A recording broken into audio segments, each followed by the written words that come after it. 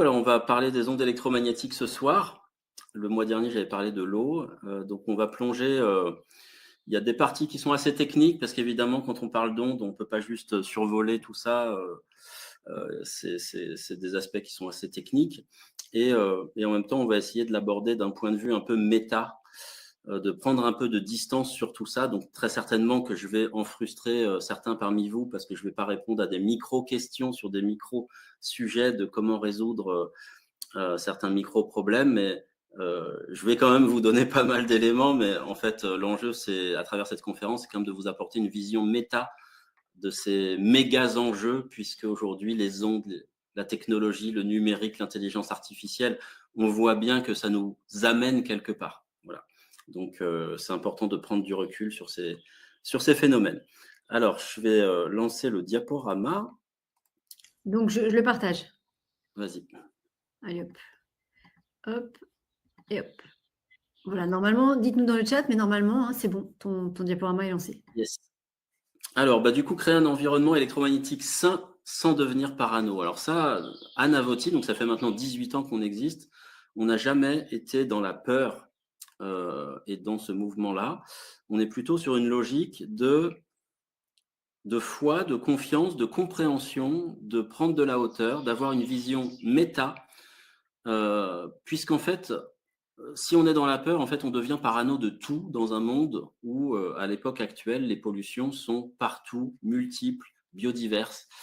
Et en fait, la paranoïa est une pathologie. Donc, en fait, ça ne sert à rien d'essayer de résoudre son environnement en nourrissant une pathologie. Donc, nous, on est dans une logique qui est plutôt une logique de salutogénèse, c'est-à-dire de compréhension de comment la santé se crée, se génère. Et en fait, on crée de la santé déjà en donnant du sens et en permettant aux personnes de devenir acteurs. Donc, c'est vraiment la dynamique qui est la mienne.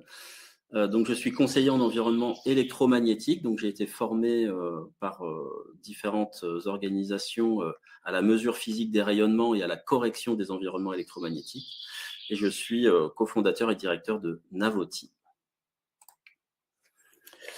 Alors, très rapidement, sur ce parcours, ce qui m'amène à ces réflexions aujourd'hui, c'est que j'ai une passion pour le vivant depuis toujours, qui a commencé par la gastronomie et la cuisine. J'étais un peu un fanatique.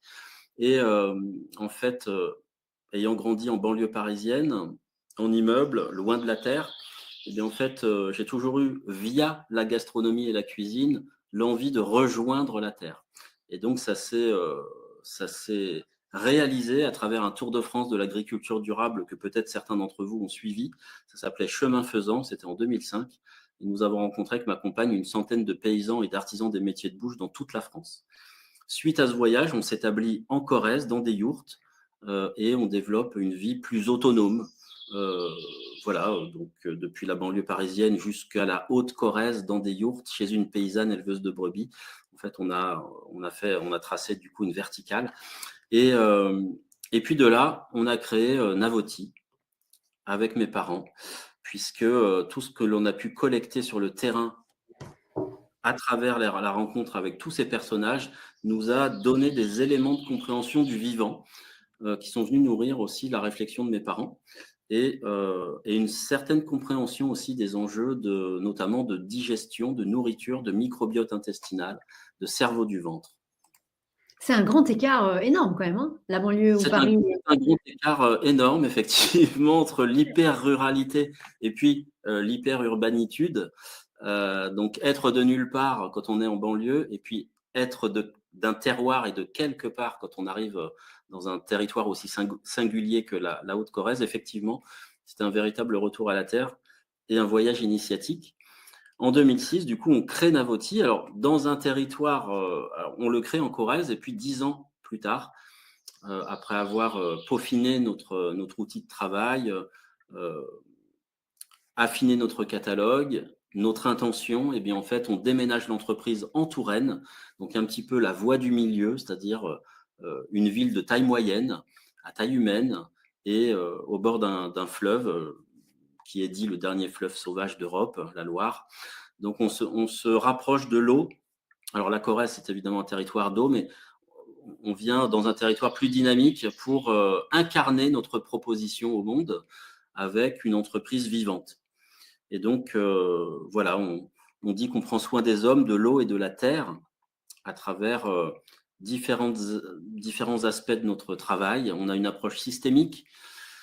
Nous souhaitons accompagner les gens vers le fait d'être acteurs de leur existence, et ça passe par le fait de mieux comprendre cet environnement qui est le nôtre, ces multiples nourritures qui nous environnent, l'air, la qualité de l'air, les ondes électromagnétiques, donc la qualité de l'environnement électromagnétique dans lequel nous baignons. L'eau, évidemment, hein, nous sommes constitués d'eau à 70%, ça c'était ma précédente conférence. Évidemment, c'est notre premier constituant, notre premier aliment, et notre alimentation est notre première médecine. Donc, évidemment qu'il faut prendre soin de l'eau en soi et en dehors de soi.